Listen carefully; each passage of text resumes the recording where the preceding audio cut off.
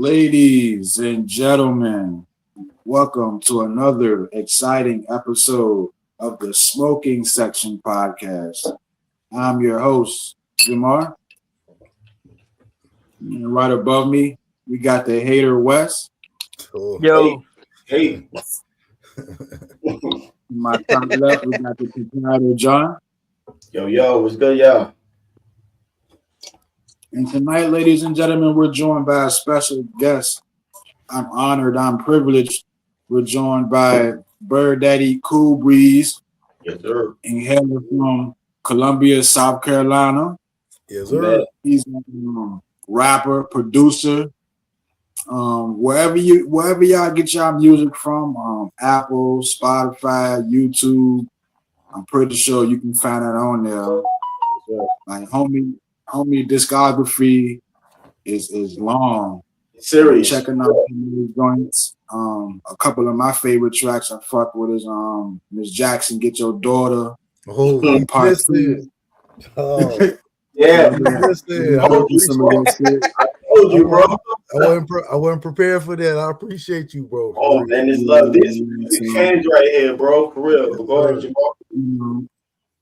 Everybody out there knows, all us, we love music and we talk about music a lot on this platform and podcast. And you know what I'm saying? We know some good music. So when I tell y'all check out some of bro shit, check it out. For real, man. For real. So bro, tell us.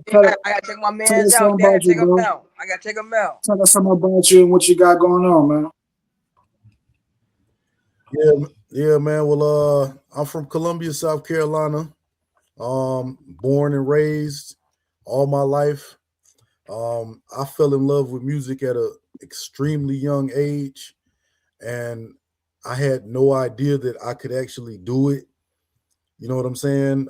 It's the concept of doing it seemed so far-fetched for me until I decided to ask my mother for a karaoke machine, and I started doing music with a karaoke machine and never stopped, all while simultaneously being a student of hip hop.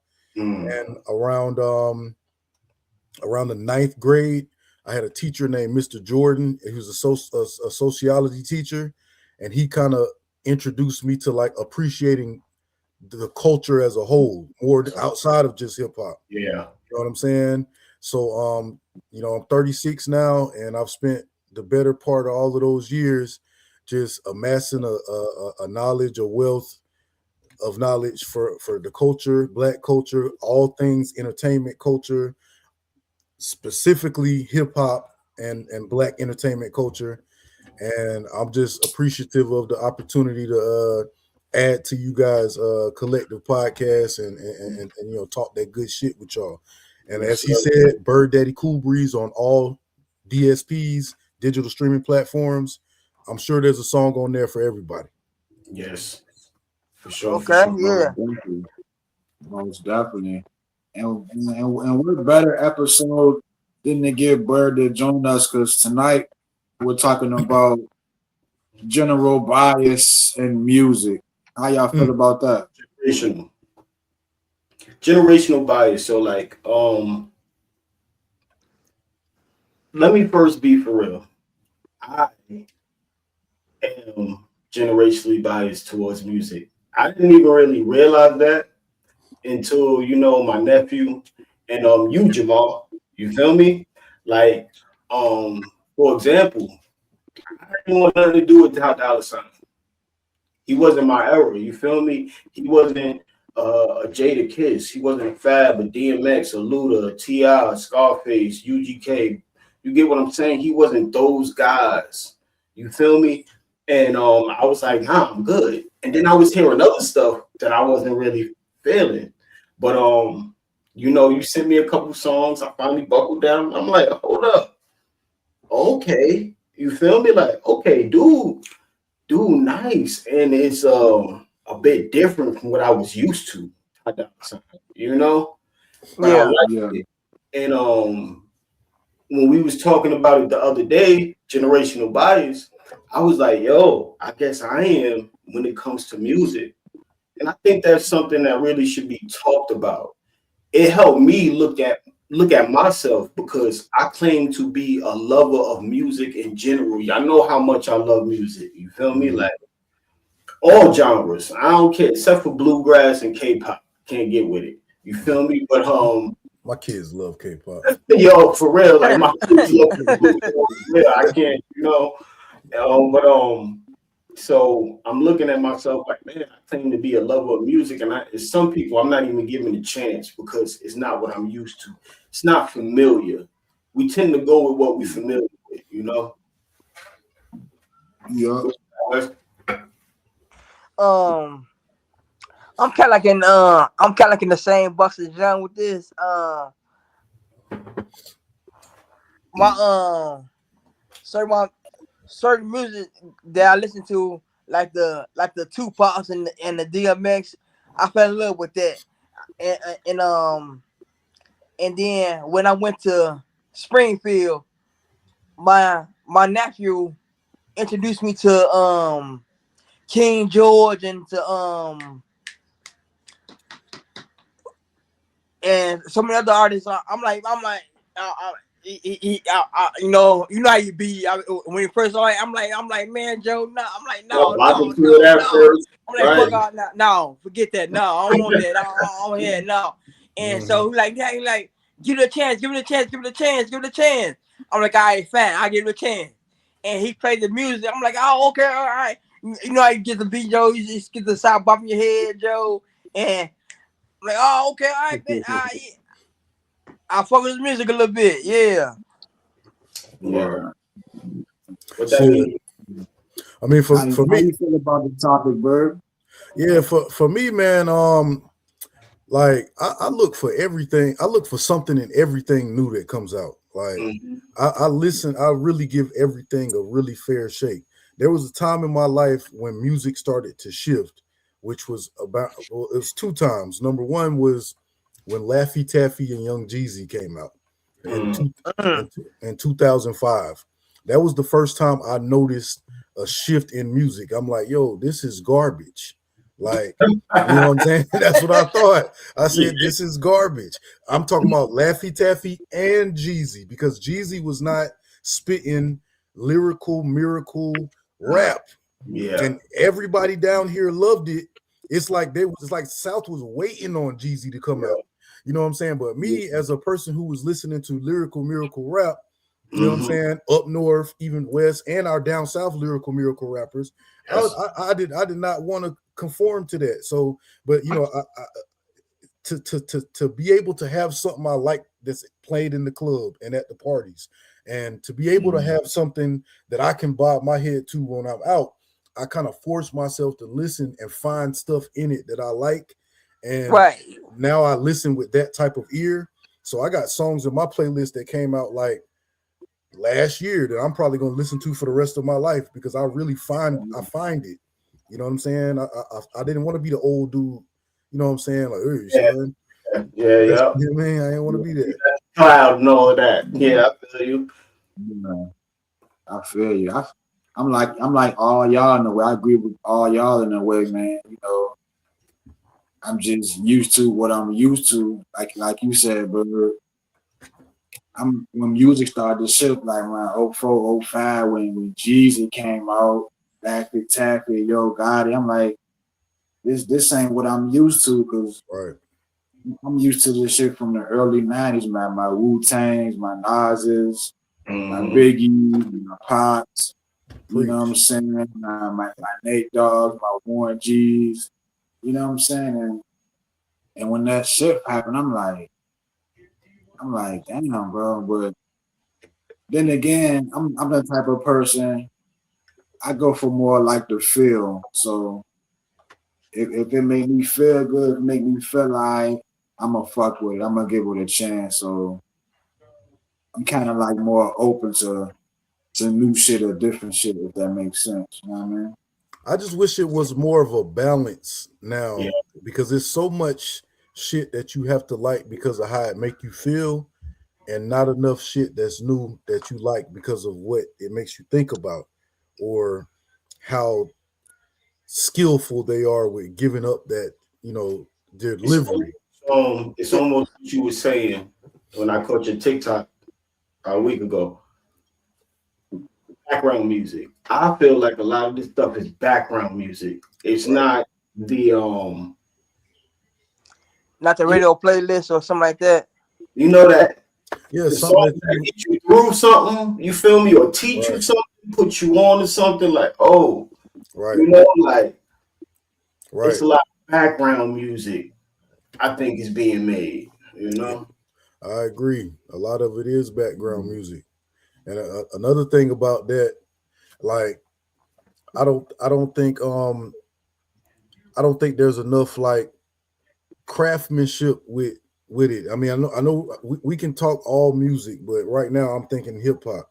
Yeah, yeah, The, Yeah. the craftsmanship when it comes to like delivery, like they're used to, like the way Biggie gave it up, the way Pac gave it up, the way yeah, Eminem gave it up, the way DMX gave it up, Snoop, like there was a craftsmanship in that to where even if you didn't listen to what they were saying, like yeah, the way they rhymed it together and the way they patterned it and pieced it together, like I feel like that's missing. So the yeah, only thing you have is to feel it. Like you just gotta feel the beat, Yeah. feel their voice on auto tune or off auto tune while they're humming and singing. You know what I'm yeah. saying? And I don't want to down that, but I wish there was a good balance of both. You know what I'm saying? Yeah. That's a real good I point. dig that. We we're gonna break today's show down in like 4-5 segments, and we're gonna try to piece it together and see what's up. The first one is every generation thinks their music was better. Is that true or not? Absolutely. Yeah, I'll say yeah. yeah, Absolutely. definitely. Absolutely. But I know Jamal, I know Wes, and I know you. Like on my spot, like on my playlist, man, I got Temptations, I got Smokey Robinson and the Miracles. You get what I'm saying? I got Run DMC, I got KRS-One. You feel me? Sonic, Public Enemy. Like I don't like. I still listen to music that came before me. I was born in '87. You feel me? And Mm-hmm. I was young, like oh, I was the youngest boy in the house. A lot of my influences was from my older brothers and my cousins when it came to a lot of stuff. Definitely music. When I got older and started going back, I'm listening to stuff. So I do think my generation is better, but I tend to think like this next generation or like they kind of like look down on my generation. You feel me? I don't do this. Our people didn't do that really. Like, you know, T.I., Jada, Big, and all of that. They ain't shit on the ones that came before them. I see a lot of Right. these people saying pop whack. You feel me? Biggie only good because you know he died in his prime and stuff like that, or Jay-Z can't rap. Like, what? That's crazy.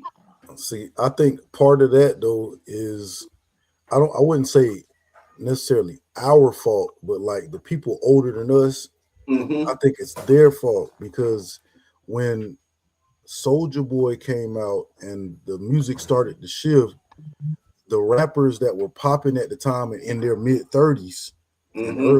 they were talking shit. They didn't embrace them. They started embracing them later. You know what I'm saying? When they realized that maybe that wasn't the best approach to have with these upcoming new young rappers that's making Yeah. different sounds than we did. But I feel like it was on the elder statesmen to kind of embrace them. And once they didn't, like, you know what I'm saying? Ice-T didn't. I mean, I'm talking about like the main things that we probably all Yeah. remember. Yeah. Ice-T, Remember that beat. Snoop Dogg said some shit. Yeah. Like, and then it just became like, it was like, you know what? Fuck these old niggas. Fuck you, You know, don't listen. you know what I'm saying? When you put it that way, I would say I pretty much I'm pretty much behind that, Joe. Like, man, that every generation think their music is better than the ones before them. like just like John just said, Joe. I'm saying, like we've been saying throughout all the podcasts we did before, man. My playlist consists of, just like John said, The Temptations, NWA, Tupac, Biggie, Snoop, Eazy, I got you. um, Yeah. man, The Temptations, even the Miracles, We don't have a problem with paying homage. We don't have a problem right? with dipping in the crates. You feel me? I never had a problem with dipping in the crates and discovering something new to me, but been out for 20 something years, or you get what I'm saying? Like Yeah. always, Yeah. and like Lil Yachty actually has a quote came from a 2017 interview where he said older hip hop people don't understand evolution or don't want it, and I think that there's something to that. What y'all think about that? I think it's some truth to it, man. Yeah, I mean, because to some people, evolution means out with the old and in with the new, and that can be scary. Yeah, you protecting me your spot. You know what I'm saying? That could be scary to somebody whose bread and butter is the old. And y'all know I'm going to say it. I say it every show, just like wrestling. It's human nature. It's human nature. We don't like change. But one thing about humans, we have the ability to adapt. Right. You feel me? Yeah. You know what I'm saying? But I feel like every generation thinks their music is better because, and I'm speaking from a fan's perspective at this point, like because the music, like during the formidable years of your life, like your high school days, middle school, early 20s, everybody has experiences to which the music of that time was the soundtrack. Yeah. You know what I'm saying? Yeah. And then once you get past that time in your life, then you know what I'm saying, it's and the music starts changing. You don't have them same like emotional attachments to the new music that you developed to the music that was out when you was having your experiences. You feel me? Like everybody on this panel right now has a song that if you hear it right now, it is instantly gonna take you back. Machine. We say it all the time. Music is a time machine. It will take you back. Take you right back. You can smell it. You can smell it. Yeah, some songs I press skip as soon as that motherfucker come on. Because I don't want to hear it. I don't want to go back. I don't want to go back there. I don't even want to go back there. I feel you. So if you have that type of emotional connection to music, and then another type comes out that you don't have that emotional connection to, of course you're gonna say that shit is garbage compared to your music. You know what I'm saying? Yeah. I agree to that. Good point, man. Yeah, I'll say yeah. I feel you on that one. Yeah. Yeah. But then I used to be the same way, man. Like, like if it's something I don't like, I'm gonna call it garbage. But I kind of like try to change my way of thinking, because when I was playing some shit coming up, like to some OGs and to my uncles, it was garbage to them. You know what I'm saying? Yeah. Right. So the shit was after my generation, the shit like my little cousins or my nieces or something, or my kids might listen to. I can't, you know what I'm saying? Hey, yo, sidebar real quick. I'm sorry. Byrd, Jamal made music too. Word. Yeah. Yeah, put me on. You got something out or something I can bump after this? Because I love listening to new music. I love it. I really love it. I seen you some shit. I used to dibble and dabble back in the day. Word. Also, I like that. I like that shirt too. That's another sidebar. Like, if y'all talk about what's on that shirt for a different podcast, we can talk about that too. We go in. Okay, yeah, let's get it. Yeah, I mean, let me see. Well, no, I'm not gonna derail it, but there's a big old there's a big old poster of the Hulk right there, a humongous one. We got you, bro. We got you. Go back and check the channel. We got like our top 5 down for the viewers too, man. We got our top 5 villains, our top 5 heroes. We got all of that on the channel.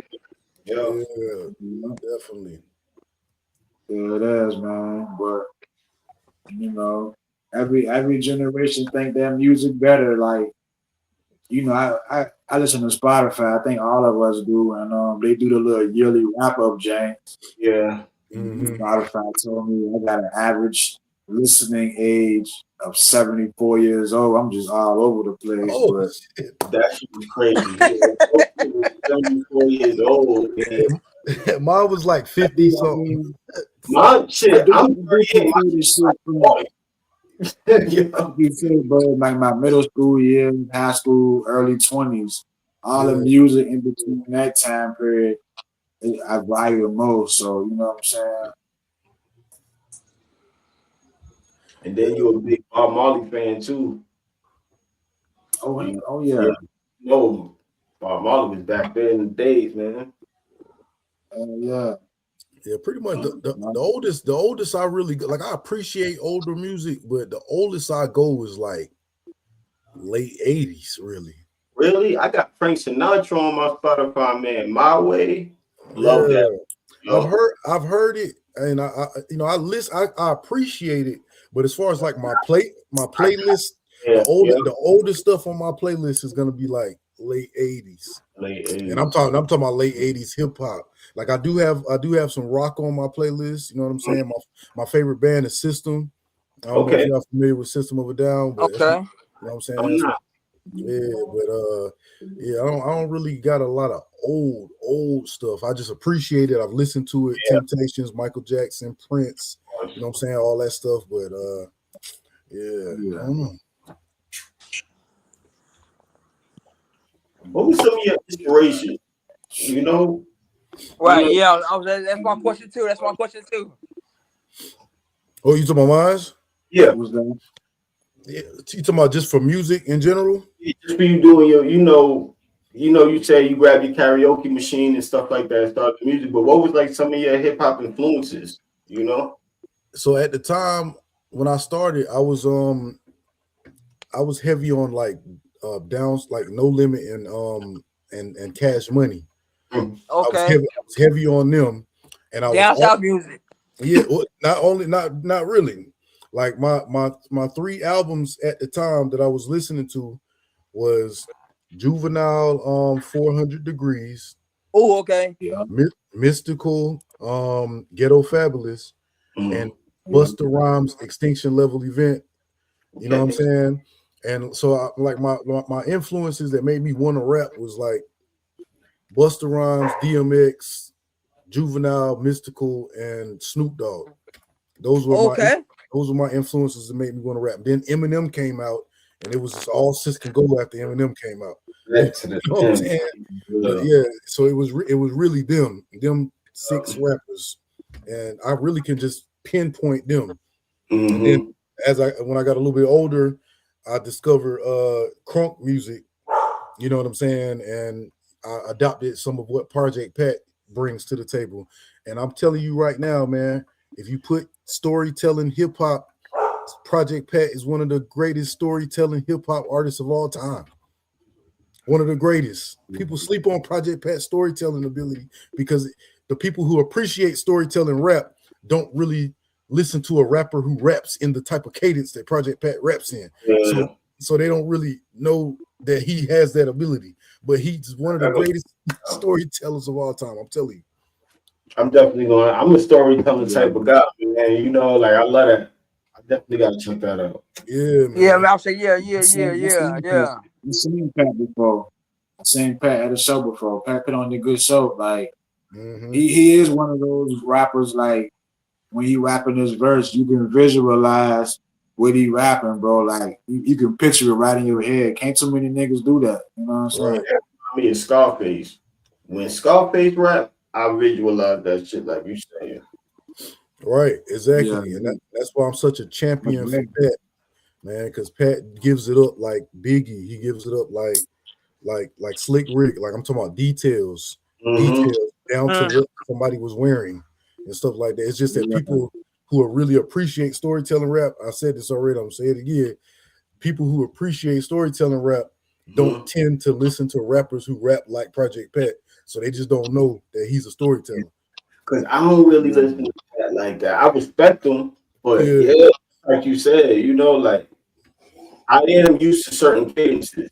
The cadence of throwing it off. Yeah, for real. I send you some back, bro. I send you some back. I'm saying, are you gonna send it in the group chat? Point Silk the Shocker's cadence never will be able to. I just can't do it. I don't know who can. Jamal can.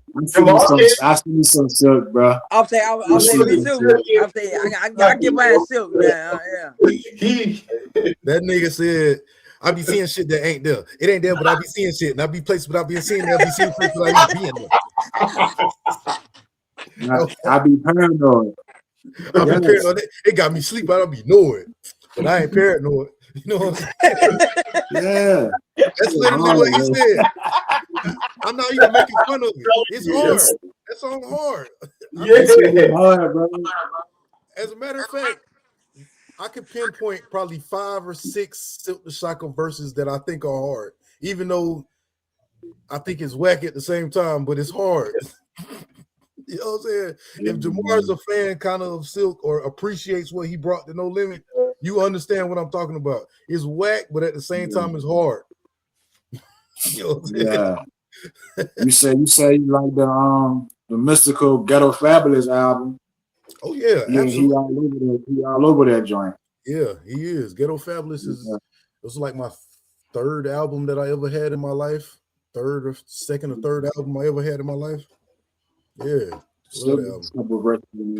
I got favorite artists too, but the artists that made me want to start rapping, just like you, BG and Juvenile. I say Dipset, Cameron Jewels, Jim Jones. I say D Block. Yeah. And I say G Unit and them niggas. Like all of them, they made me want to start rapping. You know what I'm saying? There's one rapper that made me just I ain't never take none of my talent nowhere. But Jada Kiss, man. Jada had me like, yo, yeah, man. To me, Jada Kiss is like the best. He's like a hood scriber. You get what I'm saying? Like that's a good way to describe Kiss. You feel me? It's like he just record the hood and just give out the information and just drop so many jewels through so many bars and just like, and I'm like, yo, like, yeah, I can do the same thing. You feel me? I can drop some type of knowledge from the shit that I'm going through, you know? Yeah. But I ain't never really put my all into that shit. Like maybe I probably should have, but I still got my music though. You feel me? Yeah. I'm just about the same way. I'll say DMX. That's to really put me on. DMX. I'll say Tupac and Biggie and all them others before DMX, they kind of like kick-started me, but DMX put me like in that right mood. Like, man, like I'll say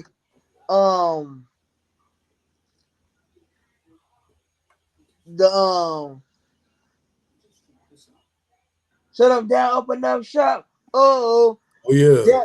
That's right there. Kick starts me. I'll say I get all energized and all that joint. I'll say it's like I'm like, yeah, I bet, I'm with you, dear man. Yeah. I'm in this mud with you, dog, on the wheel. I'm with you in this one. X brought the gritty shit back to New York because remember, like, and I was a fan, we was fucking with it, but you know, Bad Boy Mason niggas was doing their thing. You feel me? It was the shiny suits. You feel me? And the speedboats, they get money. Man, when X dropped that, you know, me, dog. Yeah. Oh yeah. I remember that. I remember that. I forget which one, but he had the video in the tunnel in New York. Yeah. Oh, he brought that shit back to New York, man, and we was just like, you was up there when that. You was up there when that happened. When yeah, hell yeah, yeah. 98. That was 98. I was what? I think I was 11. No, I was yeah, I was 11 years old. Yeah, and my older cousin and my older brother, I'm two. More so my older cousin though. DMX crazy. That's the first time I ever DMX.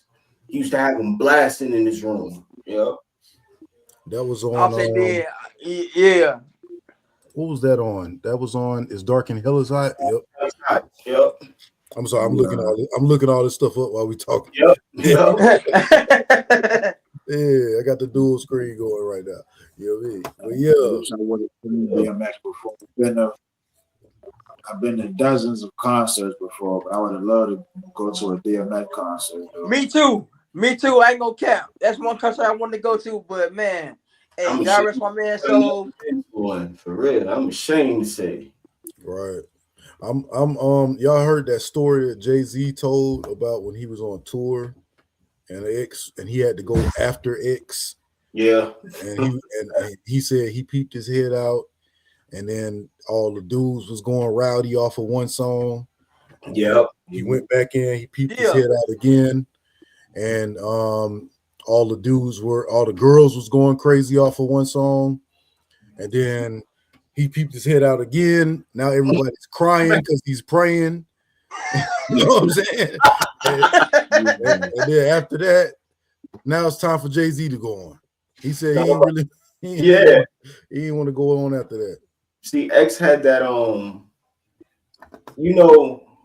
X really had it all. But one of the things that he actually did have was that connection with the fans, like a true, meaningful connection with his shows and his concerts. Yeah. It was a feeling, I'm pretty sure, you feel me? Like, had to be like an aura in there with that man. Like, right. X was real. He was authentic. He was a lot of things, but DMX was authentic, yo. As real as they come. Right. Juvenile had that same story with DMX on the Cash Money Rough Rider tour. Word, exactly, man. He was a different. I ain't going out to DMX. Go ahead and put me on first. Yeah, that man was a different type of performer, bro. He was he was a one of one talent / just one of one whatever. Yeah, like he was one of the people whose whole everything about him was one of one. Because you got some people who are one of one performers or one of one talents. Like they turn it on when they need to turn it on. Like DMX whole always turned it on. You know what I mean? Yeah.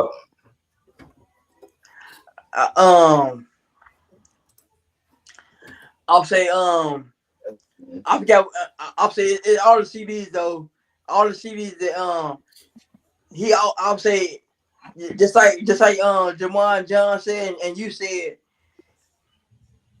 every CD he give you that he give you the amp, he give you the amp song and then all right, let me slow it down a little bit for you. All right, now let me get something to cry about now. All right, bet you getting your feelings now. All right, bet now we're gonna pray. And then after that, then we're gonna go back in the car or something. Then it's like you repeating the cycle all over again. Mm-hmm. And see that, to bring it back to what we was talking about, that is what's missing. I mean, that's not in the new music, the new albums that come. I don't even like to call them albums because it's just a bunch of songs. You know what I'm saying? And that's why I feel like our generation's music is better than, like, legitimately better than the new generations. I'm not saying it's whack or there's nothing in it you can find, but what Wes just described about like a full encompassing every emotion, or I'm gonna dance, I'm gonna fuck you, exactly. fall in love, I'm gonna pray. Like, you don't really find that in that like that, man, in the new music like that at all, man. And when you do find it in new music, it's from an artist like Nas or an artist that's still dropping music that's really from the old generation. Yeah. You know what I'm saying? Or like a J. Cole or like a Kendrick. You know what I'm saying? You find it in artists that came with the older generation style somewhere. Like these newer artists, bro. You know who I guess he's not a new artist, but he definitely not from my town. But I rock with Joyner Lucas. Oh, Joyner is hard. Yeah. I rock with Joyner, man. Yeah.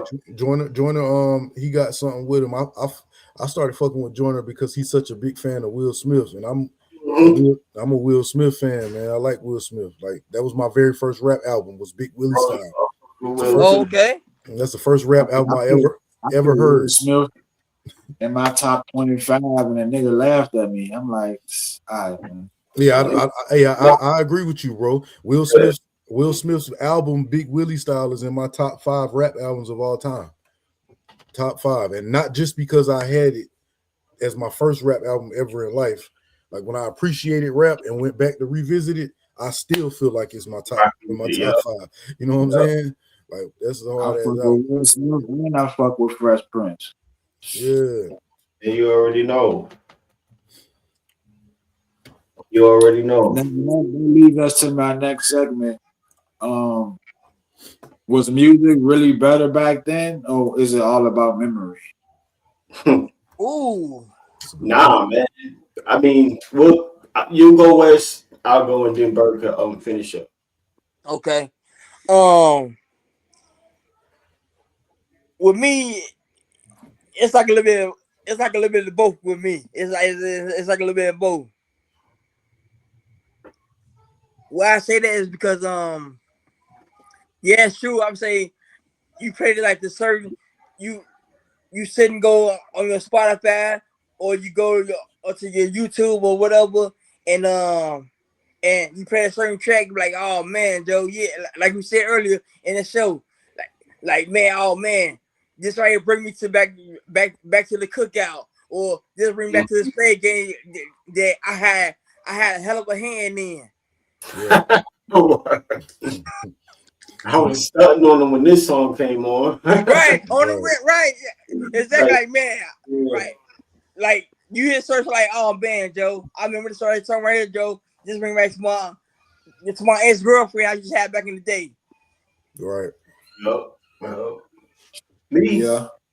I think it's not because of memory, because some of those lyrics that I fell in love with and learned, like I could say that some of it I applied to my life, or I saw it happen somewhere in my life, like you feel me, or I knew somebody that it happened to. It was like real life stuff, like like past few years, shit got so ill, it was kind of hard for the God to laugh through tears.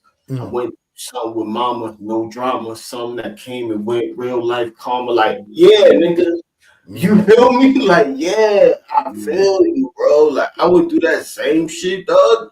You get what I'm saying? Like, it's so much stuff. From DMX to Nas to Jay-Z to Luda to Outkast to Snoop, Corrupt, Common, Eminem. You get what I'm saying? Like, so many people, so many people spit so much knowledge and pain music or even healing music, I would say too. You feel me? Like, there's no way that that's from memory. No, yes, it brings us back, like we've said, it brings us back to the good times. So yeah, that's a part of it. But for the most part, them lyrics still hit today, and a lot of us took them lyrics with us, man, for real. So yeah, that shit was still good. And I'm glad that you said that about the lyrics, because believe it or not, like I appreciate lyrical miracle rap, like lyrics, right? But I more so appreciate the technicianship of rapping, like the technician. Like I'll take an artist that can technically rap, in a way that's just so like sharp and on point, rhymes, delivery, all of that, over an artist that can't do it as good, but is saying something more impactful. You know what I'm saying? And the Yep. thing about it is, I don't think either of those two things, what you just mentioned, which is artists saying something that sticks with you and that you can pick up from. I don't think that is what's in today's music, or what I just said, which is people really trying to, how can I say this in the best way possible, in the most innovative way possible? How can I put these words and deliver them? And you know what I'm saying? I don't think either of those two things are really prevalent in today's music like that. And that's why I feel like it really was better back then, because it was made with different intent. You know what I'm saying? Yeah. However, one other caveat to that is this right here. The people that are consuming the music of today, or that the people that I guess it's being catered towards, they're not looking for that shit in their music like we were. Like they're not looking for Eminem to say on the radio now, I'm back, fix your bin and tuning in, and then I'm on the inner renner up under your skin like a splinter. They're not listening for that. For me, I was like, what the fuck did he say? You know what I'm saying? Oh, wait. Let me slow it down. You know what I'm saying? They're not listening for that, or they're not listening for somebody to give it up with the 3 or 4 bars you just rapped a second ago. They're listening for whatever it is they're listening for, and obviously they like it. So if music is subjective, then it wasn't better then and it's not better now. It's just good music to whoever appreciates it. Yeah, I was gonna say the same thing, man. Music is subjective, so was it better back then? I mean, I probably can say so, but the generation before us can think the generation of music before that was better. So right, who's to say who's right? So it all depends on what your preference is. You know what I'm saying? But you get your best 5, I get my best 5. This. That's the type of shit I'm on. Yeah, me too. Yeah, I feel on that. Yeah, you get your top 5 artists, and I get my top 5. I need a decisive winner. You dig? Hey, top 5, new or old? Because I got 2 different. You know what I'm saying? Yeah, their top 5 will definitely won't hold, man.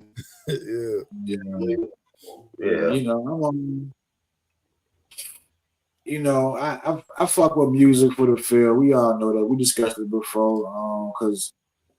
Mainly because I like so many different genres of music. You know what I'm saying? So it's more of a feel for me. And then I love live instruments too. So, but when it comes to hip hop, you know what I'm saying? What I look for in hip hop, of course, the beat. You know what I'm saying? I look for how the shit make me feel. I look for how niggas say it. And then, what a nigga saying, like the lyrics is probably like one of the last things I look for. Don't beat me up, guys, but you know what I'm saying? It breaks my heart. That's what I look for in hip hop. You know what I mean? Yeah, I feel you too. Like I said, I'm kind of like that as well. Like I'll really pay attention to what's being said after I pay attention to how it's said, how the beat sounds, how their voice sounds on the beat. Like what they say is kind of after that for me. You know what I'm saying? Yeah. Even though I appreciate what they say when you got all of that other stuff, and then I pay attention to what you say and it's saying something. You know what I'm saying? That's why I fuck with people like Eminem, or I fuck with people like Jay-Z, Kiss. You know what I'm saying? Because even after I listened, like, yo, this nigga just gave like a multi-syllabic rhyme and then went back to the first rhyme within the rhyme. You know what I'm saying? And then when I listened to what he said, he actually said something. That's when you start having goat talk. And I'm a up north dude. Feel me? Of course I'm looking for lyrics. Right. Of course. That is, you feel me?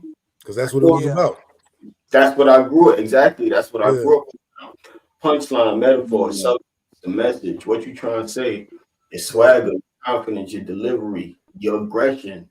Cassidy is one of the dudes that I feel had like probably one of the most aggressive deliveries. Mm-hmm. It's like real aggressive. Like Beans, another aggressive delivery. I was just about to say Beans. They breed them like that in Philly. I don't know where Uzi Vert came from.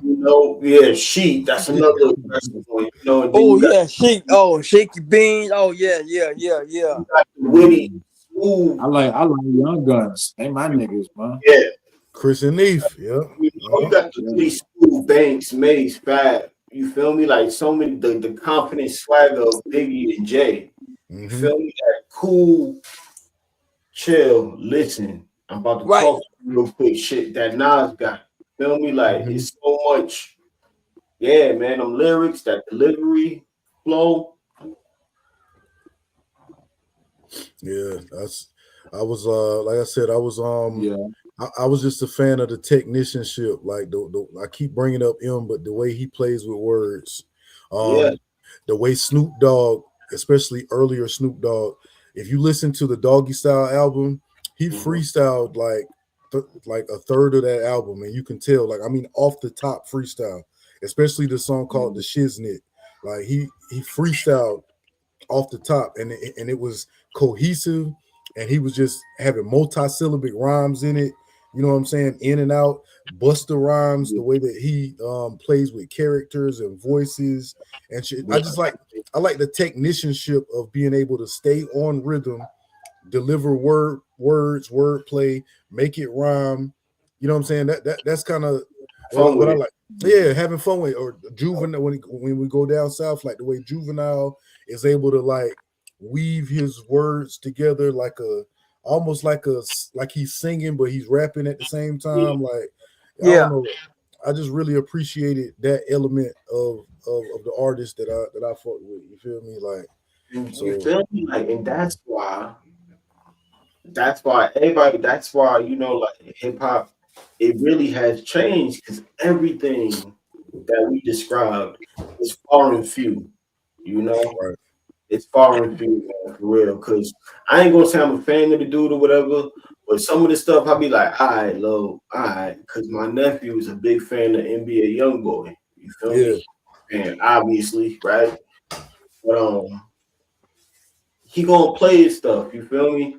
You're gonna hear some of it. And you're gonna hear some of it, and then I was the type, man, don't play that in my car. You feel me? Come on, I just listen to it. All right. So some of the stuff I think is just far and few, like because like you're saying, y'all actually right. I don't have to like it, but it's evolved. Music has evolved, yo. YB pays a lot of homage too. Be the same way. Used to be the same way. Like I got younger cousins and nieces and stuff, and Young Boy probably one of their favorites, and a lot of these young artists. And I can't be in the mood to be like, man, don't play this shit when I'm riding. I'd be open to, you know what I'm saying, what they're listening to, because it might put me onto some new shit. Because I can remember, like ride with my older cousins or ride with my aunt. I had the cassette tape, like, hey, put this in. It's fucking Bone Thugs and Harmony. And they're like, man, take this shit out. I don't want to hear this. Bone Thugs? And that was too new for them. This was like 94, 95, you know what I'm saying? And this was too new for them. I don't want to be like that. I want to be open,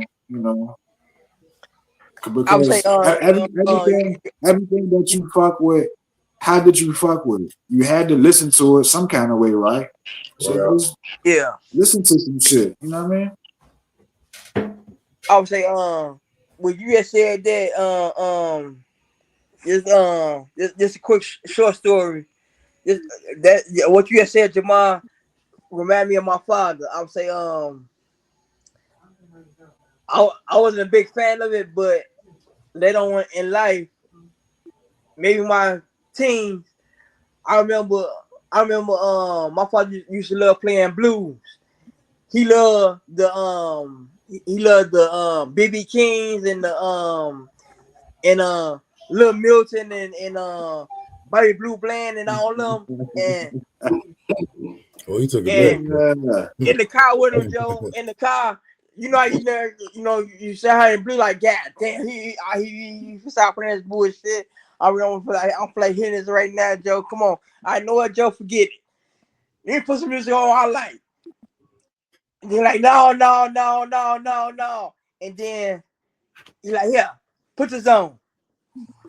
And once again, like I said, he put a BB King on. And BB King, that guitar. I fell in love with that guitar. Lucille. That's one of my favorite instruments. Guitar, saxophone. Guitar and saxophone, man. Love them. For real. Yeah, it is, bro. And then that leads us to our next segment, instruments are about a feel. So our next segment is skill versus feel. What does different generations look for or listen for? I really feel like the new generation is just listening for something that's gonna make them dance, that's gonna make them move. I don't think they're listening for something that's gonna make them think or something that's gonna like impress them with how it's being delivered. They're just listening for something catchy, something that sounds like it's gonna trend, something that can be like a new saying or a new new dance or something. Yeah, I feel like that. I feel like social media has integrated music so much that they're working in tandem with each other. And if you don't have something that's gonna work with social media, then you know what I'm saying, it's not gonna work for you. So I feel like the people consuming the new music are looking for that, as opposed to what we were looking for, which was something that was gonna blow us away. Yeah. Well, that's well said right there, bro. Yeah. That's a real talk. Yeah, how do you even expand on that? I completely agree with you. Skill versus feel. It for me is kind of easy. I'm not sure everybody would agree, but skill in music is the only thing that can make me feel. Like real talk. That's why I don't. I probably let some. Nah, I'm good. You haven't. You ain't make me say hold up. You ain't make me stop and pause. You feel me? Talking about like the first interaction, the second interaction, like you ain't make me feel nothing. Right. You know what I'm saying? And so I guess that's as simple as I can say. To me, yeah, only people with skill can make me feel when it comes to music. Yep. Yeah. I can't agree. I should say I can't agree. I agree with both of y'all, what y'all both just said. I'll say y'all just put my thoughts out there for me. What y'all said for me. I appreciate both of y'all for saying everything y'all just said. Because everything y'all said, Joe, I 100% agree with. You know how we do on here, man. We talk it. Right. Man. We keep it real. He said something that I thought I was the only person who kind of gauged good music like that, like especially rap. Like if I'm listening to your album and I don't pause it and go back, right? You know what I'm saying? Yeah. Like, if there's nothing in your album that makes me be like, hold on, what? Let me hear that again. Hold up. Yeah, for real. Like I really feel that way. Like big fan, lover, criticizer of music in general, especially hip hop, especially rap. You feel me? It's some songs I hear I can't even get past it because I keep going back. Mm-hmm. Yeah, you know what I'm saying? Like it's like I can't even I get stuck in a time loop. I can't even get off the song because it's like, what? Let me hear that. Let me hear that one more time. You know it's dope. And I want to hear how you broke it down. I want to see, is there a message that you conveying, that you trying to convey through this motherfucker? Hold up. You feel me? Right. It's a lot of stuff that I listen to now, been listening to for years. And that line to come, be like, hold up, that's what he meant. Let me put that back real quick. Exactly. That's what he meant. Like real talk. It's a lot of that when I listen to pop. When I listen to Tupac and Kanye, is where it happens the most, yo. I'll be like, hold up, I've been listening to these songs for the longest, but I'm just now catching certain things that they saying. And that's another reason I feel like the music is better back then, because even if the music is good right now for what it's for, dancey, poppy, catchy, trendy shit. Let's say it's good for that. Like, I don't see where we can listen to these songs years from now and pull anything new out of it. You know what I'm saying? Whereas you're still pulling new shit out of songs from 15, 20 years ago that you've heard 15, 20 million times. You know what I'm saying? These new beats can be sampled 20, 15 years from now. They already these cats now, they sampling beats from the 2000s now. Right? Yeah, I see that, yo. But Some I mean, justice, I ain't gonna lie. Yeah, they some of them are justice, but you got to think, man. In the 2000s, they were sampling beats from the 80s, which was 20 years before the 2000s, and the 2000s was 20 years before now. So you know what I'm saying? We just old as fuck. Hey, thanks for saying that, bro. Hey, thanks for saying that, bro. Thanks for saying that. You made me feel good with that one. Thank you. You can't Steel versus Phil, man. You can't go wrong with either side though.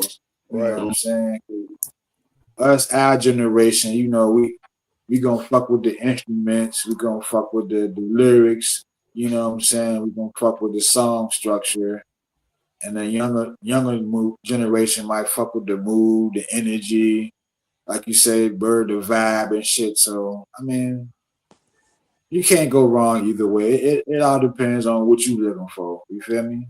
You right, bro. I got songs in I got a playlist called Mood Shit. That's what it's called, Mood Shit. And the majority of them songs are hip hop songs, or you know, hip hop esque.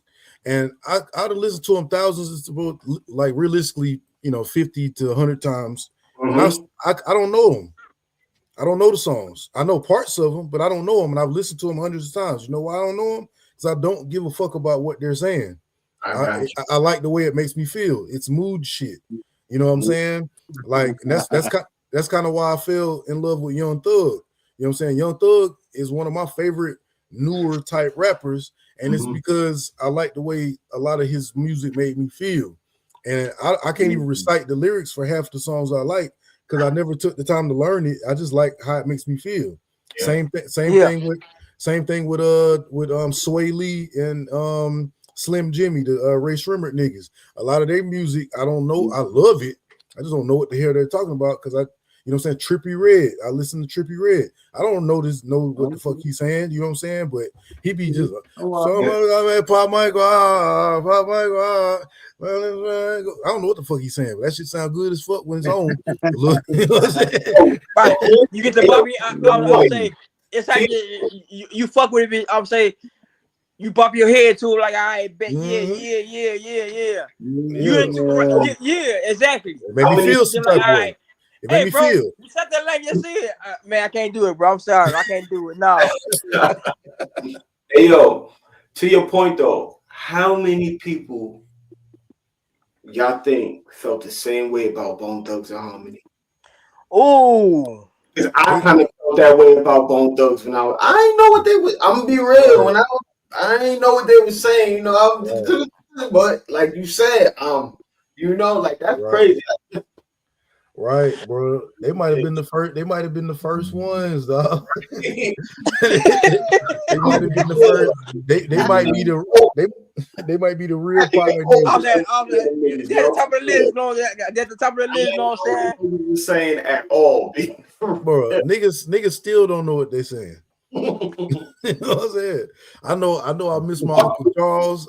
I know. You know that's pretty much it. You know what I'm saying? It feels good. That's all. And I miss my Uncle John. And hey, after that, Joe, I'm done. All right, you get it in. I actually started liking Migos for what you said, that mood shit. Because I'll be the first one. I couldn't stand Migos. Curly used to drive me fucking crazy with them niggas, man. Like on some real shit. My homeboy used to drive me crazy with the Migos, but after a while, I started feeling their vibe, yo, for real. And once again, I didn't know what they were saying at all, but I was feeling it. Yo, Takeoff was actually rapping. That nigga Takeoff was rapping. Rest in peace. That nigga was rapping his ass off. I'll say another person that come to mind that I really couldn't catch on to what they're saying during this album was Twister. Oh, Twister. Yeah. Twister hard. Yeah, I didn't know what Twister was saying either. Right. I appreciated him too because Yeah. I like that fast rap. Music, but man, I'm saying I'm like I want to slow it down. Like I want to like speed the music down just a little bit. Like all right, now slow it down a little bit, slow it down just a little bit more. All right, now I can catch on to what they're saying a little bit. But see that's the bullshit about. That's the bullshit about today's listeners though, like the newer listeners, is because you see how we can all talk about an artist that we don't understand what they're saying, but we appreciate what they did. You know what I'm saying? These newer listeners, when they can't understand you, bro, they like, oh, that's whack. You know what I'm saying? That's and they get turned off by lyrical, like let me say traditional cadence hip hop. Yeah. Because it's too much rhymes and too many words for them, and it just kind of throws them off, and they just don't understand it, so they just write it off as bullshit. Whereas us, we heard too many words with Twister or too much singing and too many words with Bone Thugs, and we still appreciated it, even though we didn't, know what the fuck they were saying. Know what the fuck they were saying, you know what I'm saying? So that's how I feel, and I feel like it's because they had skill and feel. Yep. They had skill and feel. Yeah.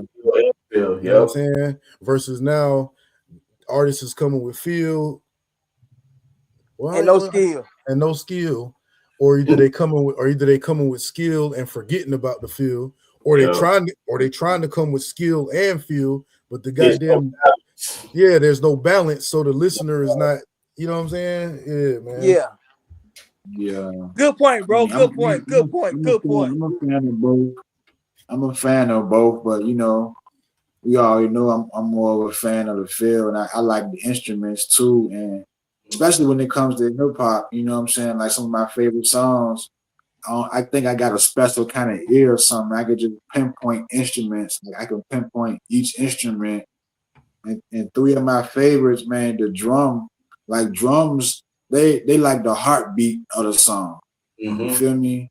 Yeah. And then I like the bass too. Bass goes along with the drum and helps the drum, but the bass is like the emotion to me. You feel me? And then I fuck with the saxophone and the organ, and that's like the soul of the song. You know what I'm saying? So it's like, let me hear a few of your favorite beats. It don't have to be in order, just like off top, because you saying that sounds like you would be a person that would have like some really good beats as your favorite hip hop beats. Oh man, I like shit. I like all kinds of beats, man. I mean, some of my favorite producers, I like Q-Tip production. I like Fresh production. I like Pharrell production. You feel me? Of course, Timberland. Yeah, I was waiting on you to say I like Tim production. My favorite beat of all time is goddamn "Are You That Somebody." That's my favorite beat of all time. It's not even a hip hop song, right? But "Are You That Somebody" is my favorite beat of all time. Any genre, any song, anything. "Are You That Somebody"? Hey yo, quick trivia question since what is the most sampled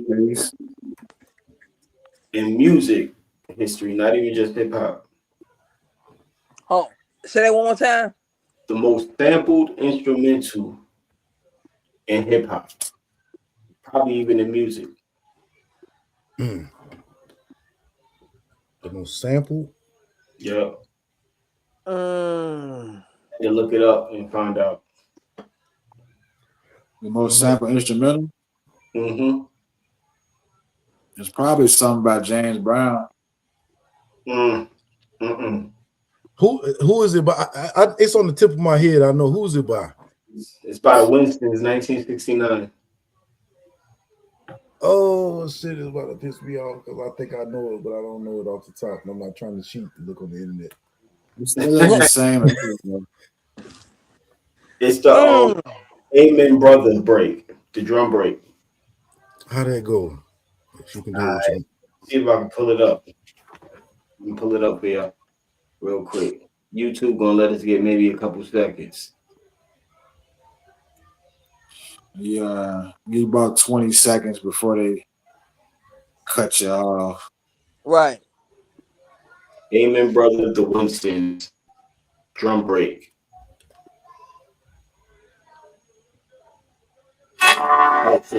That's the ad, yo. All right.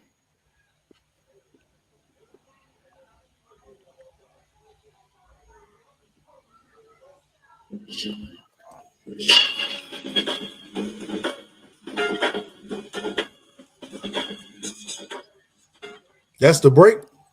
That's right. Hold up, now the break is coming.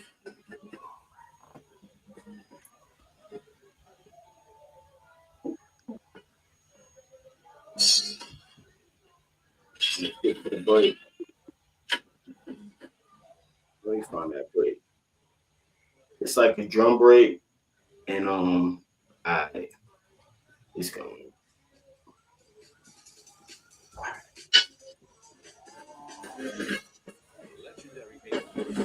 There you go. Yeah, I've heard that a million times. Yep. You right. You right. Yep. Dang. They had that in wasn't that in Check the Technique? No, Know the Ledge by Rakim. Wasn't that in there somewhere? Well, they had so many rap samples on this, hip hop samples on this. Yeah. That's crazy. I'm gonna look this shit up. Hey, man. All right, and that's sweet. That leads us to our next segment. Why does new music feel so lazy to older ears? Hmm. Man. Go Go ahead. I think both ways. Actually, all three. I really expanded on this earlier. The lack of creativity. Feel me? It's like they found a formula that works, right? It's making the money, it's getting them the virals, the like, shares, views, downloads, whatever it is. So it's resting on their laurels in a way, very formulaic. They found a formula and it works. It's like we all pretty much agreed that music has changed, right? It's not what we grew up with, it's not what came before us anymore. Like it's done. It's over. It's none of that really. So that's what I think. The lack of creativity. Yeah, I mean, it's so easy to make. We know that it's so easy to disseminate to the public. It's so, once they realize that they could make someone who doesn't have talent at making music of like famous and make a bunch of money off of them, like they stop looking for the talent, looking for the skill, and you can just hear it in the product, man. You can hear it in the product. You can hear that there's not any layers to this song or to this project. Like you can hear it. And the talking heads of the internet say the same thing. You wonder why everything gets trashed the day it comes out. It's not just because everybody's just waiting to get, have to go viral for trashing something. It's because shit, there's just not much to a lot of the music. It's just too easy to make. It's too easily accessible. When studio time was $300 an hour and couldn't nobody goddamn get in the studio, you know what I'm saying? Yeah, music was better then because you had to actually, you feel me, do something to make it. But now nigga get on the phone and download the app and he'll have 2 million views by Friday, bro. Yeah. Yeah. I would say once again, y'all taking my thoughts from me, man. It's like y'all said, like we said, like we were saying throughout this whole show. It's like, man, it's like now I'll say the music today is like we said, yo, it's like it's either a background music to somebody TikTok, to somebody dancing to something, or some little girl or some little boy the create a little dance to it or something. Mm-hmm. Yeah. For real, man. I wouldn't say all artists because I peek my ear and check out some of today's hits and see what's going on. I would say maybe like 35% artists out here coming out the past few years. A lot of them do kind of have like the same kind of cadence, so it's kind of like difficult to tell Mm-hmm. some of them apart. Some of them, but I would say that's probably why a reason why new music feels so lazy to older ears. And another thing, like Bird was saying, music nowadays is so accessible. Like, think back in the day, John, like some of our favorite artists, they was putting out albums once a year, once every 2 years, once every 3 years.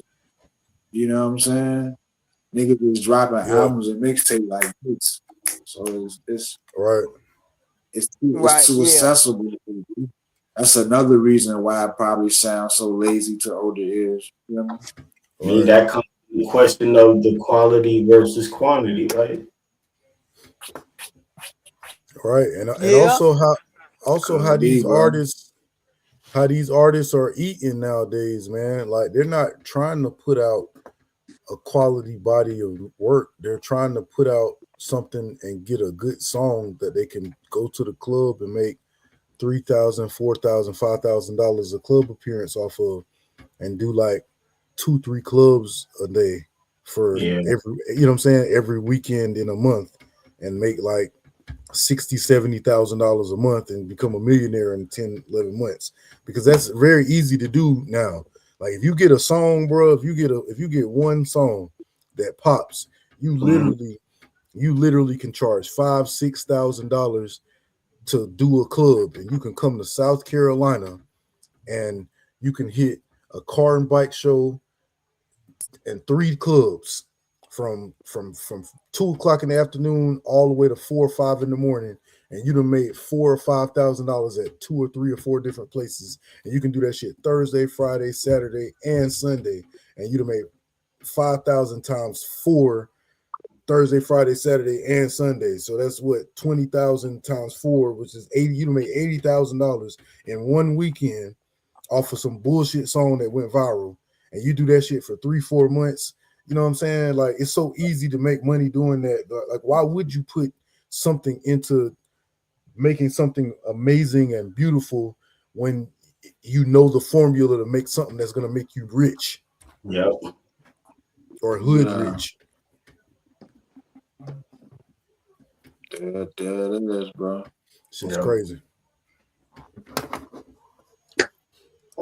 I was trying to look at the Billboard charts, man, but you got the R&B and hip hop charts. You got to subscribe to Billboard for that now. It used Does to be, R&B exist anymore? you know, what I'm saying? It used to be free to look at that shit. Now I'm not about to subscribe to Billboard to look at that.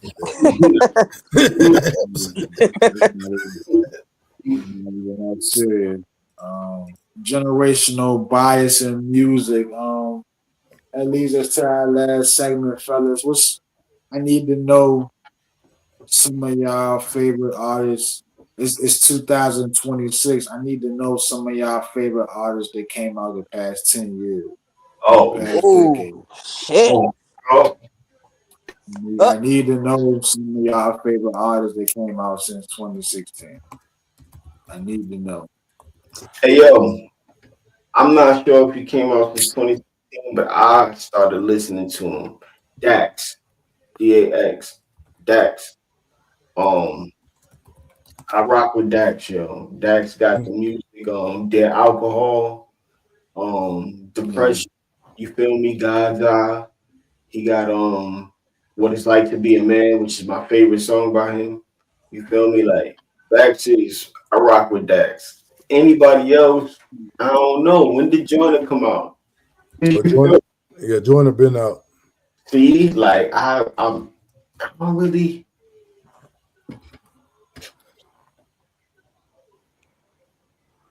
You know, bro. Ty Dolla Sign. When Ty Dolla Sign come out? 12. So yeah, Ty Dolla Sign been out too. He been out for a minute too. He don't even qualify for that. And I recently started listening to him.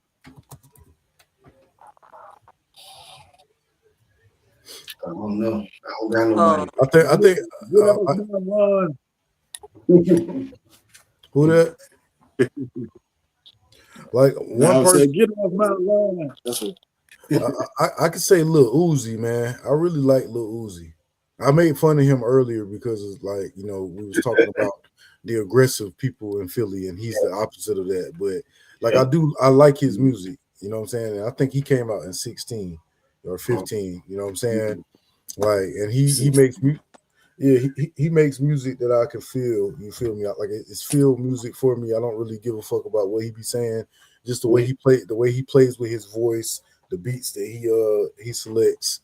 You know what I'm saying? I do fuck with Uzi for that.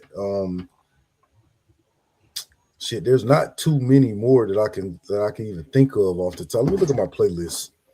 You know what I'm saying? Because I can't even think. I can't even think of. Nigga named Lil Tucker. He came out with a song called Dark Thoughts. I started bumping to it and I started fucking with it. So I checked out his catalog. Got a song called 500 Pounds. That shit hard. Nigga named Tommy Richmond. I might be a little biased because he's from Virginia like me, but he made that song $1 Million Baby. It became a TikTok viral song, but you talking about that $1 Million Baby? Ooh. Yeah. Okay. Yeah. Okay. I was fucking with him before he went viral with that shit, you know. But I fuck with Tommy Richmond. Gunna. I fuck with Gunna, bro. Gunna makes some good ass music, bro. That nigga, like that. His beats hard though. His beats that hard. Nigga, his beat selection, his flow patterns, like cadences that he selects to rap on, like I don't give a fuck what he's saying. You know what I'm saying? But just the way he gives that shit up when he's talking, like it's real fly. Like I can listen to that and ride around. I mentioned Trippie Redd already. Shit. Yeah. Shit, I can't even think of no. I don't like no Rod Wave. I don't even know why I got him in my playlist, bro. Rod Wave. What am I thinking? Rest in peace. I did with Triple X though. X was hard. Yeah, he was hard. Triple X, man. He was hard. Yeah, I don't think I have too many lyrical artists in my as far as newer artists because it's just they so hard to find. JID, bro. Have y'all listened to JID? Yeah, bro.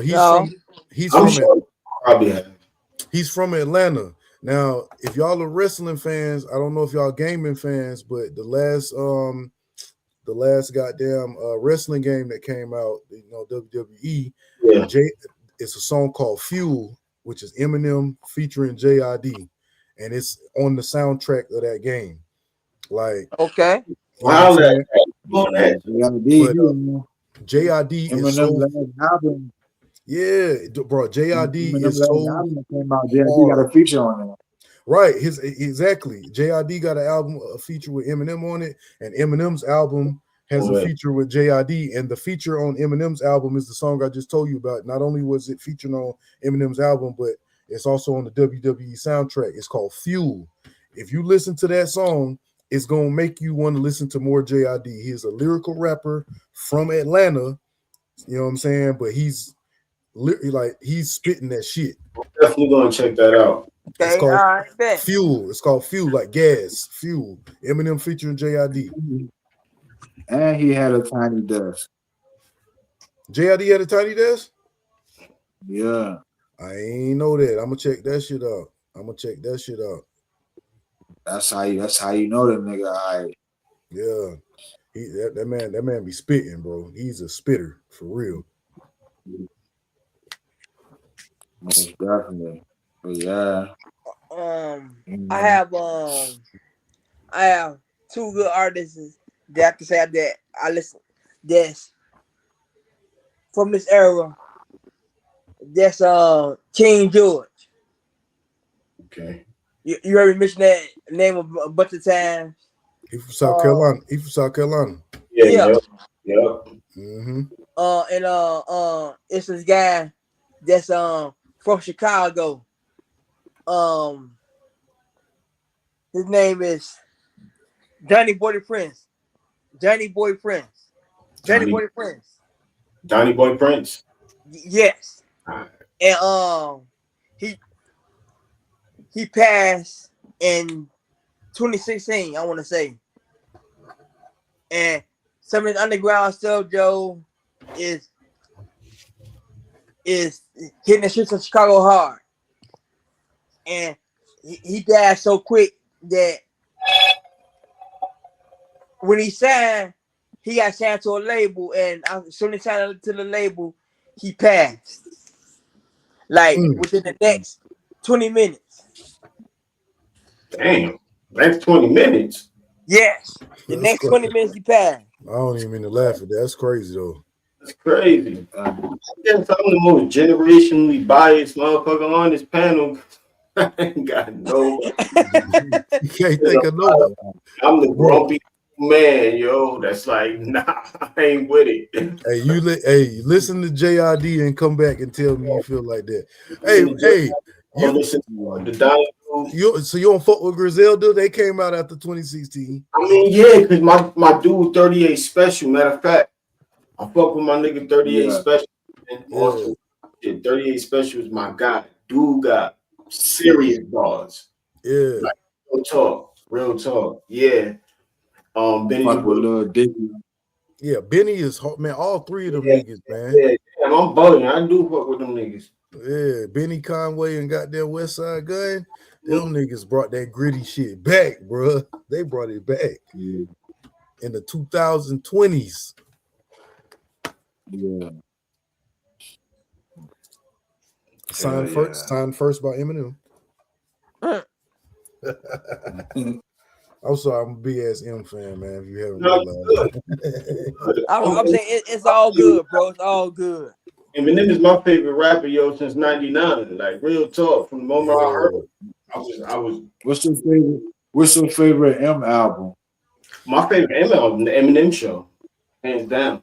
Exactly. Yeah. Exactly. Eminem Show. A lot of people will say MMLP, but the Eminem Show had a level of production beat wise that the MMLP did not have. And also MMLP, he was still kind of holding on to Slim Shady LP Eminem for half of that album. You know what I'm saying? But Eminem Show, Eminem Show was a growth. Thing for the moment, Soldiers, Say Goodbye to Hollywood. Like, come on.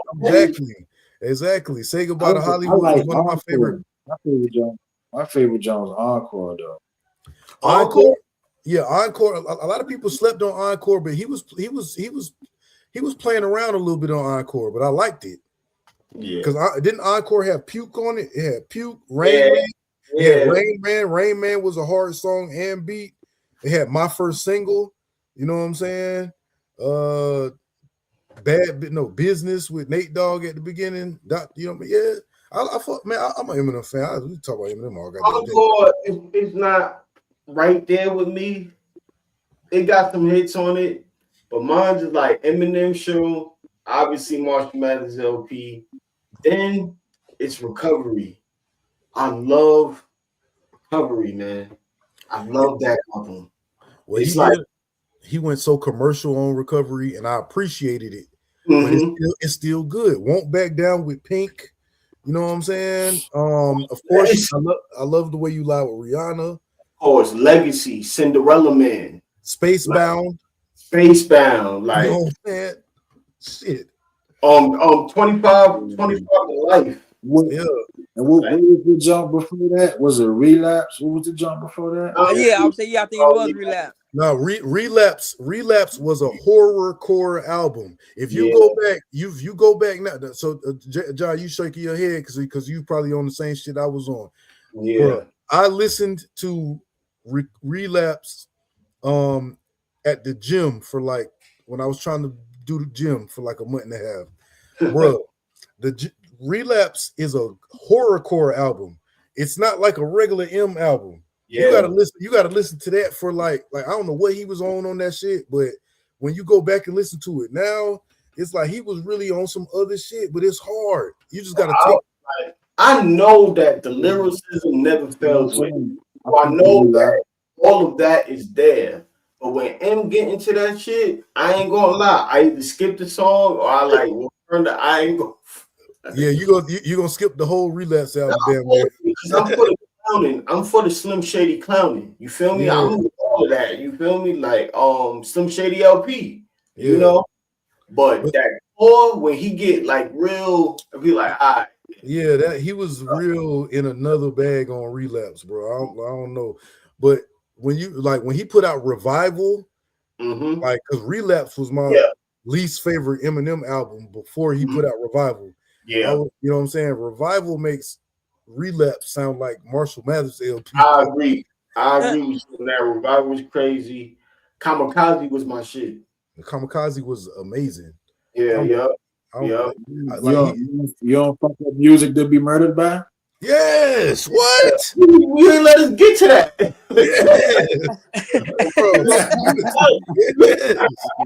Yes. Music to be murdered by, that song Nat on Music to be Murdered by, you know what I'm saying? And then of course you got what he did on the song with the late Juice WRLD, you know what I'm saying? Yeah. Like that whole little run at the end of whatever, which at the end of that Godzilla song, which what he said. The words, man. It's just too much. I can't even catch that verse. I can't rap it to save my life. You know what I'm saying? But I love Music to be Murdered by and the side B of Music to be Murdered by with like 2 or 3 new songs on it. And I also like Slim Shady. Death of Slim Shady. I like that album too. I like that album. Yeah. I liked it too. I don't like it as much as I like Music to be Murdered by or Kamikaze, but I like it. I do like it. Only Eminem song album I don't like is Revival. I just don't like it. It's whack. I don't know what the hell he wasted a Beyonce feature for. You know what I'm saying? With no beat. He fucked up the Chloroseptic song. You know what I'm saying? I don't know what, I just want to forget that whole album. He was trying to make Recovery again with all them goddamn pop artist hooks. But Recovery was good for what it was. Right. Like leave that right there, Yeah, all right. So man. Fuck man. Huge influence over here. Like, I ain't gonna lie. I don't die on the hill for Eminem. I let other people die on that hill. Right, because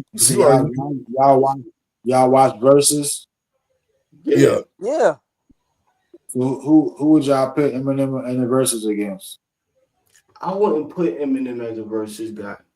To me, Versus is about, like we were saying, the feel, right? The energy. It's really. You're not invited. Huh? You're not invited.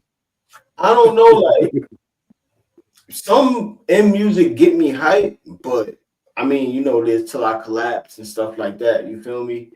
But for the most part, I'm vibing with him. I'm thinking, you feel me? I'm trying to listen. I'm not turned up. I'm not looking for a performance. You feel me? I'm not looking for nobody to get me hype. I'm having a conversation. That's how I am with him, So I wouldn't even really put him as a Versus type of performer. You go ahead, Wes. I'm thinking. My gears are turning real quick. M in the Verses, who would I put M again? Ooh, I would say uh I would say nobody can like come to matter a little bit for me to like, okay, I pick you to step in the square circle against M. I can't think of nobody right now. Nobody can like come to my mind right now to say, all right, bet. I need you to go in there, but track for track against M. I can't think of nobody right now. I had to choose somebody if I Jay, had to put him in there. Jay, Go ahead. Jay? I was would- going to say Wayne, but I would say Jay too. I don't think Wayne has big enough songs to compete with Eminem. Wayne? I don't think his songs are big and like not solo Wayne song. I don't think they're big enough. You know what I'm saying? Eminem has Lose Yourself. You know what I'm Yeah. saying? He got I Love the Way You Lie with Rihanna. You know what I'm saying? He has Stan, which he can pull out Elton John. You know what I'm saying? He got the Real Slim Shady, which what it was for its time. You know what I'm saying? Like them four alone are huge, mega, humongous songs. And I think the biggest Lil Wayne song ever really is Lollipop. To be honest, like I think that's his biggest song. A Millie. I'll say, He can pull out a Millie. He can You pull know out what a I'm Millie. saying? Pull out Fireman. He can pull out DJ. So when you go to Fireman and DJ, you're not even touching close to Eminem's biggest songs. The only songs that's touching Eminem, that's getting close to Eminem songs that Wayne got is probably gonna be Millie and fucking Lollipop. You know what I'm saying? Those are Mind you, it's a versus. So now the crowd comes into play. exactly right. You You know? got Hey Mr. Carter with Jay-Z. That's But see, true. I feel like it depends on where you at and what the Depending on crowd where is. you at. That's I feel true. like Depending it on where don't, you at. bro. It don't depend on where you at when you play I Love the Way You Lie. It don't depend on where you at when you play Lose Yourself. It don't depend on where you at when you play the Real Slim Shady. It might depend on how old the crowd is with the Real Slim Shady. I'm about to say, yeah. But I Love the Way You Lie and Lose Yourself. It don't matter where you at, how old the crowd is really, unless they're like little kids. Everybody knows them damn songs. You know what I'm saying? Now I don't know if Eminem has enough of them to last for 10 songs against Jay-Z. You know what I'm saying? But I can't think of maybe Wayne. Yeah, if anybody other than Jay-Z, maybe Wayne, because they both got like them two. They both got them two mega humongous songs that I would say everybody knows. either Wayne or I would say either Wayne or Jay. Right. Yeah. Okay. Said I Jay. want y'all. Okay. Yeah, I would have said Jay. Hold I was thinking Luda for a second, but I'm like, no, I think Jay. Yeah. Luke got hits and crowd control and charisma too. Right. He do. Right. I'll say because okay. Like bro said, okay. Now it all depends on where it's gonna be at. I'll say because you know how some fans like to be biased about how us fans let to be biased about That's certain what music. about bias in music. Right. They played the part. I'm waiting on the next verses. I'm waiting on the next verses too. I seen it, John. I think it was goddamn some bullshit. I think it was Lil Scrappy and Pastor Toy. I'm like, Ooh, PT. Man, Scrappy can't fuck I'll with Pastor watch Troy. it, but I don't want to see that John for real. You know what I'm saying? Scrappy cannot fuck with Pastor Troy. I don't want to see that either, but Scrappy can't fuck with Troy. I hope it was fake though. It might have been AI. I want to see the crowd versus the Temptations. Who? Ooh. I want to see Eddie Kane versus Dave Ruffin. For real.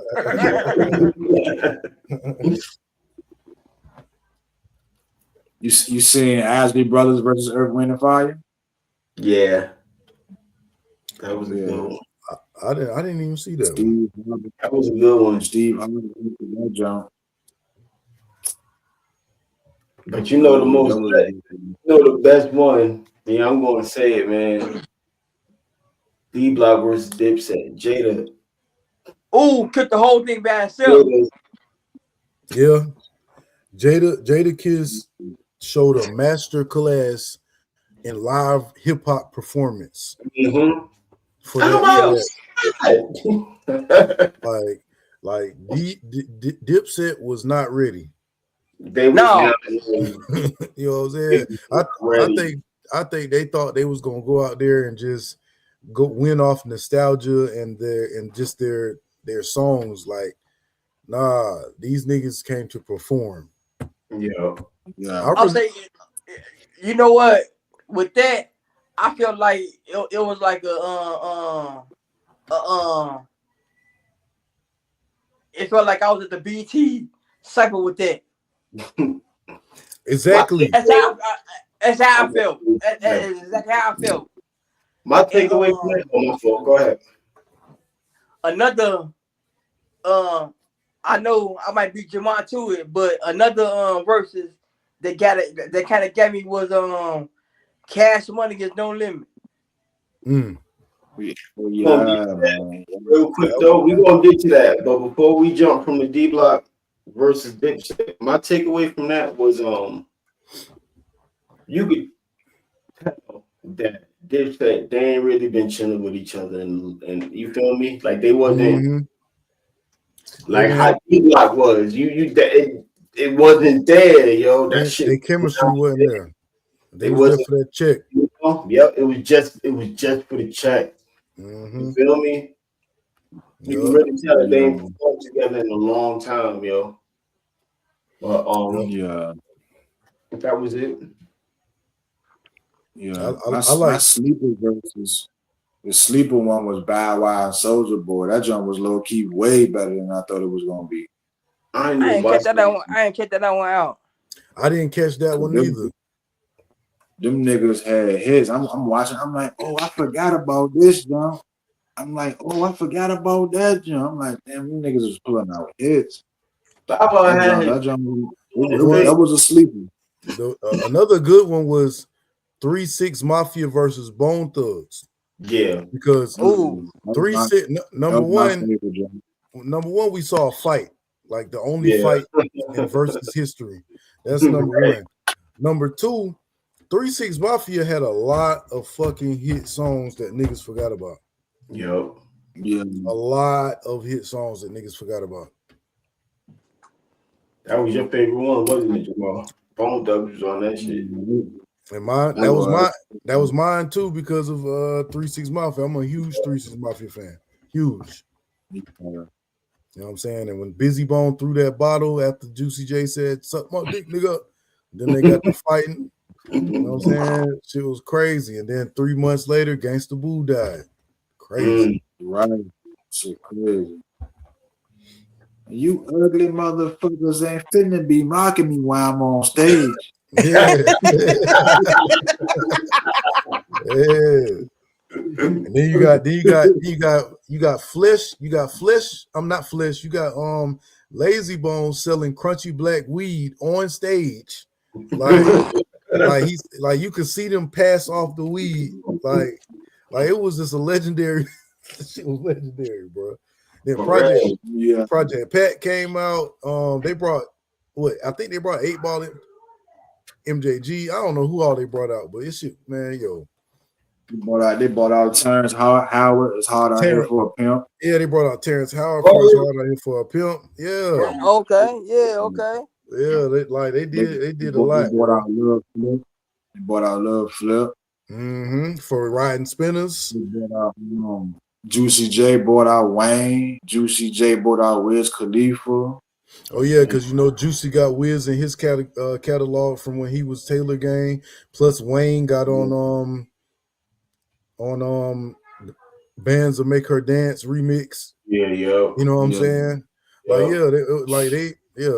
They really brought out a lot of people, and it was a really good verses. Plus Bone Thugs was, you know, they have a lot of hits. They have hits too. It just wasn't as energetic. You know what I'm saying? Because goddamn, they really was mocking them. You had Gangsta Boo and Juicy J acting like they were slow dancing while Bone Thugs was performing. That shit was crazy. Shit, bum that Crazy brung out Lil Jon.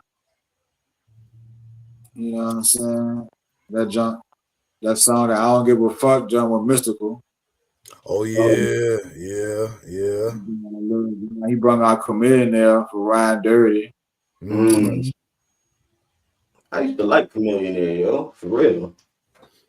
Yeah, Yo, that was all a good job. them niggas some good freestylers, all from Texas, Yeah, like yeah. off the top freestylers. Them niggas can freestyle, bro. Yeah, I like UGK versus 8 Ball and MJG versus that jump was good too. See, I ain't see that one. I ain't even watched that one. It was a lot of them I missed. I don't know what I was doing while all that shit was going on. I didn't watch Fat Joe versus who did he go against? Ja Rule? He I didn't. lost. Ja Rule, Oh my Ja God. Rule Washington. Who could Ja mess with Ja Rule Rule? Washington. I don't know why people, like Ja Rule was that dude, man. Like, Yeah. real. Telling y'all, Ja was everywhere, hit after hit after hit, like for real. Yeah. I don't know what Joe thought he was Ja, thinking. it's not even funny, but Ja Rule watched this nigga. This nigga Joe was ready to rap a song. This nigga Joe was like, "It's not even your song." Yeah. Joe was like, "So I'm on it."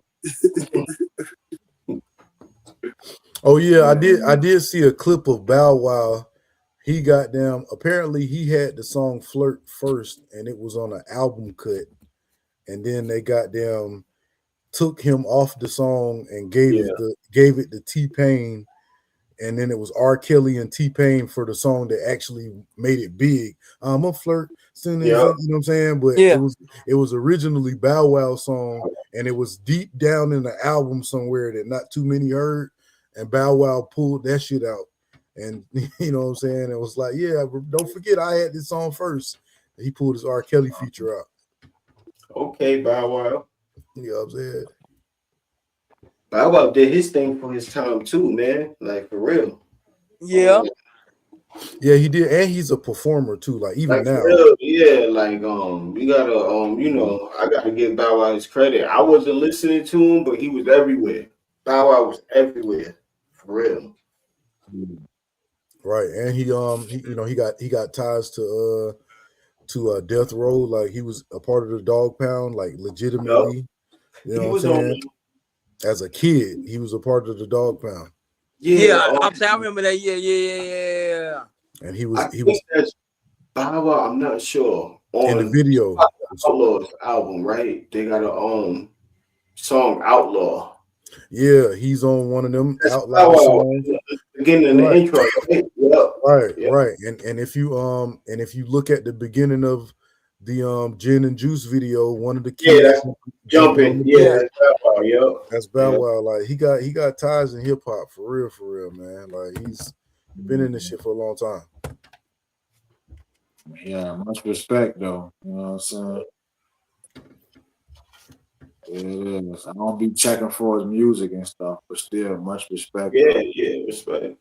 Yeah, I ain't gonna lie. I was bumping I, that first time is though. That was my shit. see, I wasn't bumping up Fresh as I'm is, but I was Bow Wow's age. Like we like the same age. Yeah. You know what I'm You know, saying? So yeah. when his songs was out, I was a kid with him. So Oh, hair Yeah. nappy, but I'm happy, pocket full of dough. From the so representing fofo, you know what I'm saying? He had ghetto girls that like yeah, praise. yeah. Yeah. You know what I'm saying? Like I was bumping that shit as when I was his age and it was out, you know what I'm saying? Yeah. I remember him and Fab on the basketball. Oh yeah. I remember that. Yeah, Like, basketball is my favorite sport. I love the way we yeah, dribble Oh, up they and down the dribbled up and court. down the court. You know what I'm yeah, saying? yeah. Yeah, Bow Wow had some cuts, man. You know what I mean? When he got older, he kind of moved into like the corny rapper for me. Yeah. You know what I'm saying? When he got older. But I still give him his props. Yeah, most definitely, man. I can't sit up here and say Bow Wow was trash because I ain't fuck with his music. I know somebody who did that, you know what I'm saying? Like, but you can't say that nigga trash because you don't fuck with his music, bro. I'm like, look at this nigga got sold like fucking 30 million records, bro. Mm-hmm. Yeah. And Got on top, three platinum albums. Like, you know what I'm right. saying? The record is off the chain. And on top of that, his belt is pretty nice. Yeah. Like if you look at his belt, and Yeah. hopefully you know what I mean by belt. You know the ones that he done took down through there publicly. You know what I'm saying? Like he got some pretty ones on his belt. You know what I'm saying? Bow Wow, he had Sierra. You know what I Yeah. mean? Like he got some pretty ones on his belt, and he's a movie Yeah, I star. forgot. He was rocking with Sierra. Forgot Yeah, that. and he's a movie star. You know, he got at least 3 hit, like major hit movies, Mm. which does advance hip hop culture because he's a hip hop artist in a Yeah. movie. You know what I'm saying? We Yeah. got the lottery ticket, Like Mike, fucking Yeah. roll bounce. You know what I'm Fast and Furious. yeah, Yeah, you know what I'm saying? Yeah, yeah. like Bow Wow, you know, so I give him his props. Like you said, 3 platinum albums, you know what I'm saying? One of the youngest millionaires in hip hop at his time. Like shit. Yeah, Bow Wow he is a legend. His music is just not legendary. But as a Yeah. rapper, he's music. I mean, as a rapper, he's a legend. Yeah. Yeah. I'll say, you know, you Hey, just yo, mentioned the Bow Wow Fast is and the the Miz, Furious. bro. Bow Wow is the Miz. I just put that shit together. Think about it. Think about it though. Miz got the catalog, right? Yeah. All of that championship, all of that. Like got the one of the bad chick, right? He got the Yeah. reality shows. He was in the movies, but he was never really the guy like that. You know, he ain't gonna be. Everybody hate him. Yeah, and everybody hate him. Yeah, niggas love to hate on Bow Wow. He went through a whole 3 or 4 year run where he was capping on the internet, and He then be doing corny shit though. I ain't gonna lie. Like we bucks with Bow Wow, but shit. he be doing some corny shit sometimes, man. For real. Yeah, shouts out to Bow Wow, man. You know. Yeah, for real. Shot Moss. Yeah. So y'all got any closing thoughts, man? You know. I don't know. I guess I need to expand my horizon a little bit, which I am. JID, Donny Boy, right? Mm-hmm. I'm gonna, expand my horizons, open up to this new generation, see what I find. You feel me? But that's really it. Yeah, Yeah. I'll say, I'm kind of like in the same boat too. I'll say I need to venture out a little bit more. I'll say, just like John said, Joe, open the catalog up a little bit more, Yeah. scatter the pages out a little bit more, find me something else I like. Yeah. Yeah, I'm just interested in hearing Jamar, anything you can send me that you made now that I've spoken to you for the past 2 hours. I'm even more interested in listening to any music that you have made. You know what I'm saying? And shit, I'm gonna just keep being a student of the game, man. That's what I'm gonna keep doing. Yeah. Yeah, I feel you. Yeah. But Yeah. Most definitely, man. Yeah, that's well said, man. For real.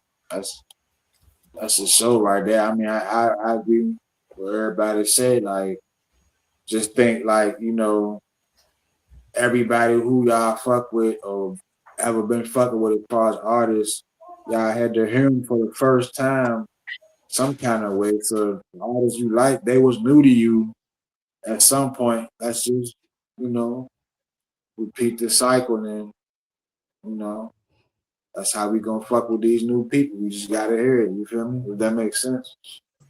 Right. Yep. Yeah.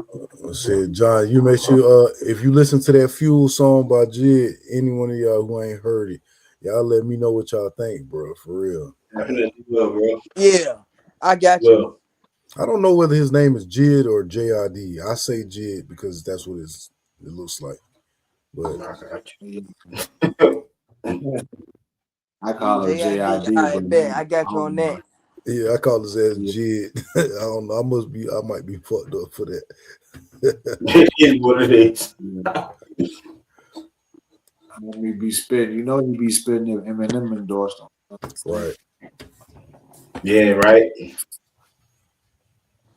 Well, I appreciate y'all boys for having me on the pod, man. Like, having a discussion is always good to talk to like-minded hip hop heads and music appreciators, hearing different opinions and shit like that.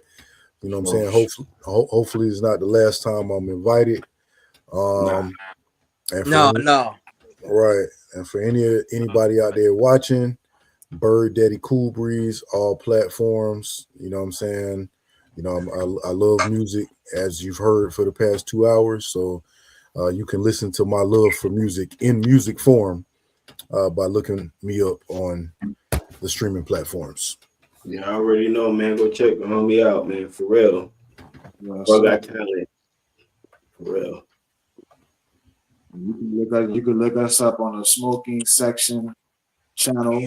Our podcast on there, our episodes under the archive. And thank you, Byrd. For Winston, John, I am Jamar. Good night. Good fight, everybody. Salute.